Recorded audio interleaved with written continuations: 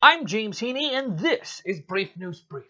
Trump is off to a wild start as his first few days in office come to pass. One of the first big executive orders of business is a global gag order on abortion. Now, I know what you're saying. You're saying, James, don't talk about abortion. You're going to make me gag.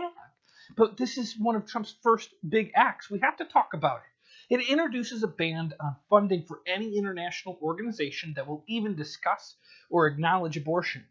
The fact that it even exists. So basically, we have to be talking about this because there might be a gag order on even saying the word in the future. Who knows? But for the record, it has been illegal to fund abortions with government money since 1973. So your tax dollars have never been and will never be paying for abortions. Also, Trump made another executive action. He signed 2 orders to revive both the Keystone Access Pipeline and the Dakota Access Pipeline. These pipelines have been stalled out while underneath Obama's administration. Now, Trump can't just wave his hands and make these pipelines built, even though he seems like a tiny-handed man that could. But he is certainly posturing an American change in energy policy. Standing Rock tribes have vowed to stand in opposition as they have been organizing these mass protests on their lands, in fear that the oil will destroy their only water source.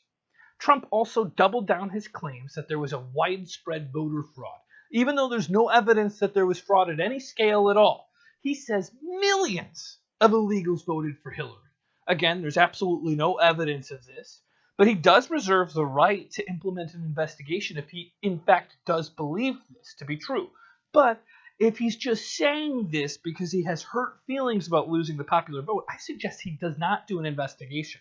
Because if he does investigate it, it's probably going to give him the facts, and the facts are he lost the popular vote. So Donald, just drop it, okay?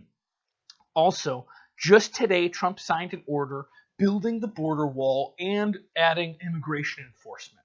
Trump is hitting hard in his first week, delivering on campaign promises to his supporters, and also rocking the boat of liberals who've been in a happy Obama coma for the past 8 years. Alternative facts are forcing people to become more learned.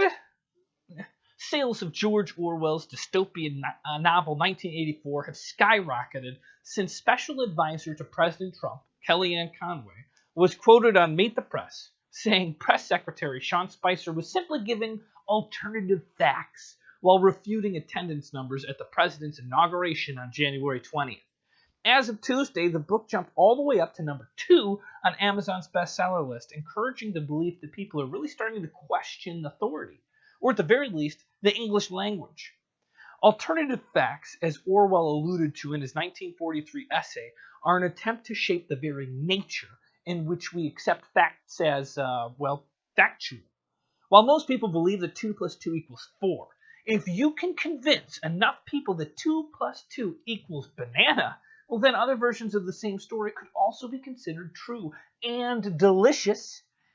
I don't want to say that alternative facts becoming the norm scares me, but I've always believed that I could trust my own eyes, and that record sales alone don't make me like Justin Bieber's teeny bopper garbage, okay? Not known for their expert-level trolling, the nerds over at Merriam-Webster found a way to make word learning relevant again.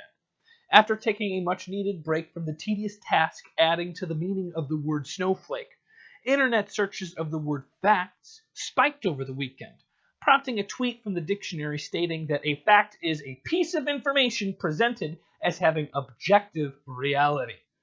Now, when the dictionary weighs in on a definition of a word, your best bet is to probably rethink how you use it. These people are savage. We're talking really bad people. Between eating donuts and laughing at cat videos, they could easily add your name to the definition of, Big Brother, or worse, Dingleberry. Don't know what to say. Scientists have found out that there's a massive asteroid on a collision course with Earth, and it's going to strike somewhere in the Los Angeles area by September 2020. Just kidding. I'm just kidding. But what if they did? What could humanity do, right? Well, NASA and FEMA have been giving this some thought and decided as recently as last year that nothing's the answer. There's nothing they could do. Now, just to ease your mind, no human that we know of has ever been killed by a meteorite. or even the effects of an impact of a meteor. But still, it's possible. Plenty of researchers don't want to just simply wait around and see what would happen if we got hit by a big piece of rock, and neither do I. Okay? In a new study that was published on Monday in the Journal of Nature Astronomy, a team of scientists are looking into the L-chondrite parent body breakup. This is a 466 million year old space collision that's still raining shrapnel on Earth, all right? It's nearly 500 million years ago, there was this asteroid belt body as roughly as large as Connecticut. And it's made of some of the most ancient material in the solar system. Well, it collided with another object and splintered into millions of pieces. And now, millions of years later, that breakup continues to fall and fall and fall. Even now, they make up the largest groups of meteorites that land on the Earth. The scientists are finding this space shrapnel on Earth and studying it. They're hoping that this study will help astronomers understand the collision history of the asteroid belt, which circles the sun right between where Mars and Jupiter are at. And they want to see what the influence of it is on our planet. They're hoping that they can stop that next Armageddon moment, just in case Ben Affleck isn't around to save the day, because we know Bruce Willis is too old for this, and Casey Affleck, he's just untested. Maybe he could stop a certain death asteroid on collision course with Earth, but I'm not putting my money in that basket. It's poll tally time! Is this the New World Order? Nope. Did you attend the Women's March? Nope. Do you enjoy eating snow? Only in a cone. That's the right way to do it, my friend. New polls. Have you ever read the book 1984? Will the world end because of an asteroid collision? And finally, how do you feel about Trump's first week in office?